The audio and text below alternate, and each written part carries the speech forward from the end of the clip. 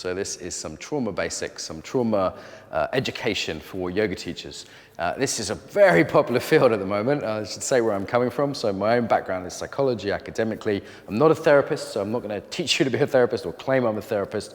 My main mentor works with abused children as his primary area of concern. I have taught trauma awareness myself in a number of war zones. I spent a number of years living in war zones and teaching NGOs. So I've taught, for example, like War Child, Save the Children, Oxfam, a whole bunch of famous NGOs before they go to these difficult places, and sometimes in the field, places like Afghanistan, Sierra Leone, Israel, Palestine, East Africa, West Africa, Ukraine. If I've taught soldiers, I've taught police, I've taught all sorts of people.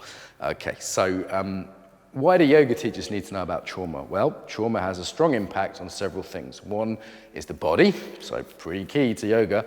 Another would be relationship to authority, for example, boundaries, for example. These kind of things, pretty critical to yoga. The simple answer of why a yoga teacher needs to know about trauma is you will hurt people if you don't. Okay, so while you don't need to be a therapist, in fact, I'd highly recommend not trying to do therapy without a license. Certainly some awareness of these fields is helpful. There's lots of good information out there. Bessel van der Kolk, Peter Levine, Babette Rothschild. There's books on yoga and trauma now, which are very good. So this is a bit of information. Hopefully it'll be useful for my students and anyone else who's out there. I'm certainly not the world authority on this, but just knowing the basics is really helpful. Okay, so trauma is some experience of overwhelm. It's not traumatic if it's like, oh, I just don't like that, or, you know, this word is used very freely, so I define it a bit more vigorously and say, yeah, trauma is more than just not liking something. It's where there's a feeling of overwhelm, for example, can be triggered by abuse, a car accident, attack, sexual assault. There's lots of triggers for this. And, you know, in the UK, 80% of people will have some potentially traumatic stimulus in their life, so it's pretty common. Generally, though, people bounce back, have an acute trauma response and then bounce back, and natural resilience, that's called. Good to know about that, so you don't think that every bad thing will lead you to have lifetime trauma response. However, some people can develop disorders over time. You've probably heard of PTSD, post-traumatic stress disorder, maybe general anxiety disorder, or the complex trauma, you know, from lots of little things over time. So this is where the fight-flight response, which gets triggered, gets more stuck in the system over time. So if you think of a stress response, fight-flight, could be freeze as well, could be fold, flop after a while. Basic animalistic, mammalian responses. One way of looking at trauma, it's only one way, it's not entirely accurate, but it's good for beginners, is that these responses get stuck, you get locked in. So for example, hyperarousal, quite good if you're in a war zone. When you come back from a war zone, trust me on this, not so good to be anxious and looking out the whole time, yeah? So things you can watch out for as a yoga teacher would be, for example, hyperarousal, people that can't slow down, very common. Hyperalertness, people that are constantly looking around the class. What else? Numbing, big trauma symptom, so people that can't feel their body. So I've heard yoga teachers say, feel your body, you know, follow your body, and just numb, tense people. I see this a lot in Russia, where I am now, for example. You know, just can't do that. So being aware that not everyone can feel their body so easily, and it might not be a happy place to go to. The body might not be the sort of nice paradise home that sometimes yogis think of it as. Other things with trauma, so black and white, right, wrong, you see that a lot in yoga, don't you? This is the right way, the wrong way, type of thinking. And in terms of relationships, it could be overly trusting, like under-boundaried. Definitely see that in yoga student relationships. Also, the over-boundary would be like defensive, you know, you touch them on the shoulder and they freak out. So noticing if that happens, you might want to be careful with people. One of my big things in yoga I don't like is people adjusting without permission. This happened to me yesterday in a class in Russia. I was visiting a class. I was like, get off. And the teacher was surprised that I said to her politely, I said, please ask before you touch me, which is the norm in society, right? We have power over our own body to consent.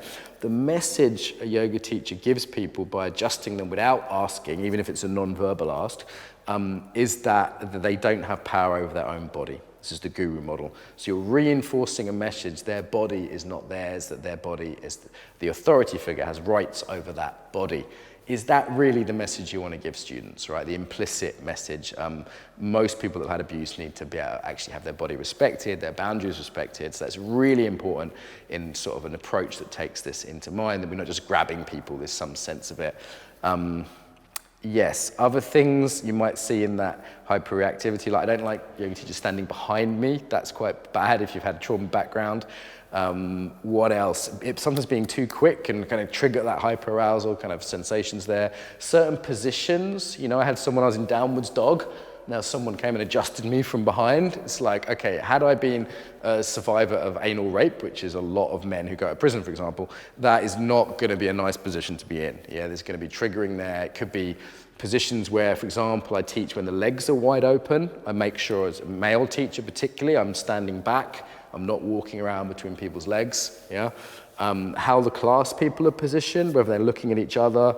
Sometimes it's nicer to have people in a way where they don't feel looked at, for example, so there's not that hyper-consciousness.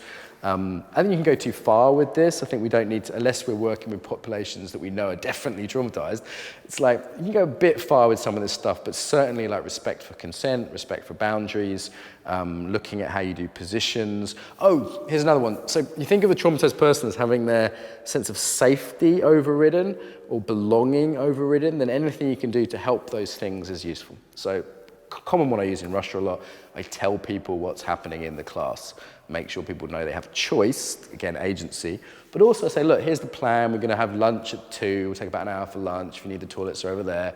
So you help people feel safe by making the world predictable. Yeah, unpredictability might be fun for some people, for many traumatized people, it's not so fun. Yeah, so a sense of safety, traumatized culture like Russia, particularly helpful to say this is what's going to happen. Yeah, the whole culture's traumatized, not just individuals. You know, but you just don't know. The statistics are pretty high, so I always say better to stay on the side of caution as a teacher. I don't know if someone has had a sexual abuse background, and they're probably not going to tell me if they just met me as a yoga teacher, right? So yes, there's indicators like if you touch them on the shoulder and they either don't move, passive, or they're really moving, that's an indicator, but you don't really know, and many people have got good at sort of hiding their trauma. There's even something called repetition compulsion, where people feel compelled to go to the scene of the crime, to metaphorically, to repeat trauma, and sometimes you see that in yoga and yoga student-teacher relationships. And obviously there's more extreme symptoms, things like flashbacks or inability to concentrate, so it might not be a full flashback, but I remember when I was in the slums of Brazil and it was pretty heavy, and I came back and I found it hard to concentrate because I just kept thinking about things that I'd seen. Yeah, so that wasn't so good to concentrate when I was in a yoga class at that point. So if you have people that find it struggle to concentrate or may struggle to be still in Shavasana, for example, be aware of that. There's the prison yoga project, some really good stuff on this. They talk about not using certain words, like child's pose might be difficult for people who've lost children, or corpse pose might be a bit difficult for a lot. Again, maybe we can go too far with this stuff, but in certain environments, it's well worth taking into advice. Big one, deal with your own trauma. So I have been through several forms of trauma therapy for my own trauma that I've had in my life. It's enabled me to be empathic with people, without being in my own level of hyperarousal or bad boundaries. I recommend therapeutic supervision to any yoga teacher who is working not just fitness, but more transformatively, more emotionally. I was talking to my therapist 2 days ago. It's therapeutic supervision, I'd say, is super helpful.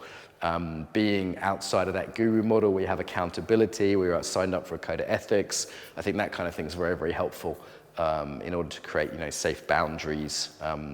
Other things on safe boundaries, start and end on time. It's so simple, but in terms of establishing boundaries with a group, I know loads of yoga teachers who are late or go over, like that sense of clear boundaries, having a space where it's clearly boundaried, super, super helpful as well. Okay, so a bit rambly. I hope some of those help. I know we're on time now here, so I need to go, but I hope there's at least the beginnings of people. Key thing here is to be aware of potential trauma symptoms. You can look up some of my other videos on trauma symptoms, for example.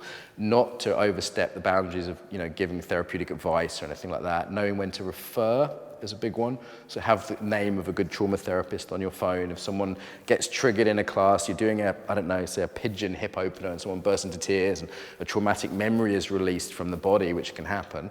I've seen that several times. Then, you talk to them, you can be empathic, you can be listening to them, but you refer on to a trauma therapist, like get the number of one on your phone, I would say.